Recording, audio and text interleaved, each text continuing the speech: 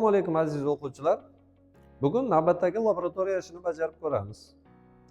Bugungi mashg'ulotimizning mavzusi og'irlik markazini aniqlash. Ishimizning maqsadi simmetriyaga ega bo'lmagan jismlarning og'irlik markazini qanday aniqlash kerakligini bilib olamiz. Aziz o'quvchilar, jismlarning og'irlik markazi nima ekanligi haqida ozgina ma'lumot berib o'tamiz. Og'irlik markazi jismning barcha massasi to'plangan bo'lishi mumkin bo'lgan hamda jism xarakterini, ya'ni uning barqaror yoki barqaror emasligini belgilab beruvchi nuqta hisoblanadi.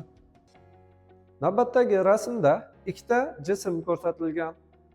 Birinchi jismimiz to'g'ri geometrik shaklga ega bo'lgan jism, ikkinchi jismimiz noto'g'ri geometrik shaklga ega bo'lgan jism. Biz bilamiz, to'g'ri geometrik shaklga ega bo'lgan jismlarning massa markazini chizish usuli bilan aniqlaymiz. Ya'ni uning diagonallari kesishgan nuqtada jismning massa markazi bo'ladi. Endi ikkinchi rasmimizga qaraymiz aziz o'quvchilar. Bu rasmdagi jismning massa markazini chizish usuli bilan aniqlash mumkinmi? Yoki qandaydir bir usullar bilan aniqlash kerakligi haqida o'ylab ko'ring. Aziz o'quvchilar, massa markazi nima ekanligi haqida ozgina ma'lumotga ega bo'lib oldik. Endi noto'g'ri geometrik shaklga ega bo'lgan jismlarning massa markazini qanday aniqlash kerakligini ko'rib chiqamiz. Bunda ishimizni, ya'ni mashg'ulotimizni bajarish uchun bizga kerak bo'ladigan asboblarimiz: karton qog'oz bo'lagi, qalam, qaychi, chizg'ich, shtativ, qisqich, to'g'nog'ich yoki ingichka metal jism bo'lsa ham bo'laveradi va uchiga ip osilgan yuk. Aziz o'quvchilar, laboratoriya mashg'ulotini bajarayotganda qaychi bilan yoki uchi o'tkir tig'li asboblar bilan ish ko'rayotganda ehtiyot bo'ling. Aziz o'quvchilar, noto'g'ri geometrik shaklga ega bo'lgan jismimizning massa markazini aniqlashni boshlaymiz. Bunda biz karton bo'lagidan noto'g'ri geometrik shaklga ega bo'lgan jismni qirqib olamiz hamda shtativimizni tayyorlab olamiz. Endi noto'g'ri geometrik shaklga ega bo'lgan karton bo'lagining bitta joyidan teshik ochamiz hamda erkin aylana oladigan qilib o'rnatib olamiz shtativimizga.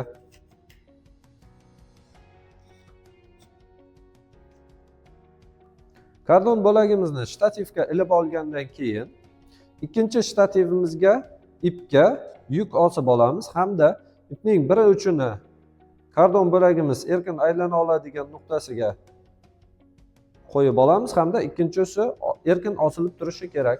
Hamda bu yerda yuqoridan va pastdan ipimizning to'g'risidan ikkita belgi qo'yib olamiz. Belgilab olgan ikkita nuqtamizni to'g'ri chiziq bilan birlashtirib olamiz.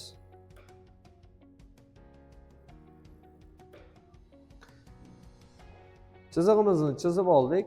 Endi kartonimizning boshqa joyidan ham teshik ochamiz hamda xuddi shu joyidan avvalgi ishimizni takrorlaymiz. Ya'ni uni osib olamiz hamda erkin aylanadigan qilib qo'yamiz. Ikkinchi marta ham ipimizning to'g'risidan ikkita nuqtani belgilab olamiz. Belgilab olgan nuqtalarimizni ham yana bir to'g'ri chiziq bilan birlashtirib olamiz.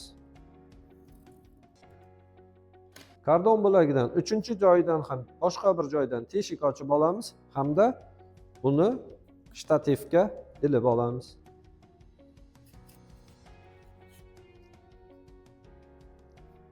Uchinchi marta ham ikkita nuqtamizni belgilab olamiz.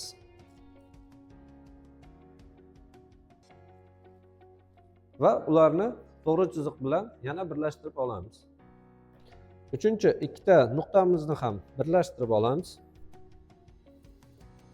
Demak, biz 3 ta chizig'imizni chizib oldik. Bu mashg'ulotni bajarishda kamida 3 ta chiziq chizilishi shart. Endi bu chiziqlar kesishgan nuqta jismning massa markazi hisoblanadi. Aniqlagan massa markazimiz to'g'ri aniqlaganimizni bilish, ya'ni tekshirish uchun uni barmog'imiz ustiga to'g'ri qo'yamiz chiziqlar kesishgan nuqtada va tekshirib ko'ramiz. Demak, jismimizning massa markazini to'g'ri aniqladik. Shuning uchun jismimiz muvozanat holatida turibdi. Aziz o'quvchilar, bu mashg'ulotimizni uyda mustaqil ravishda bajarib ko'ring hamda biz chizgan chiziqlarimizning aniqligini qanday oshirish kerakligini o'ylab ko'ring. Aziz o'quvchilar, nima deb o'ylaysiz? Jismlarning noto'g'ri geometrik shaklga ega bo'lgan jismlarning og'irlik markazini aniqlashning bundan boshqa usuli ham bormi? Javoblarni izohlarda yozib qoldirishingiz mumkin. Xayr, salomat bo'ling.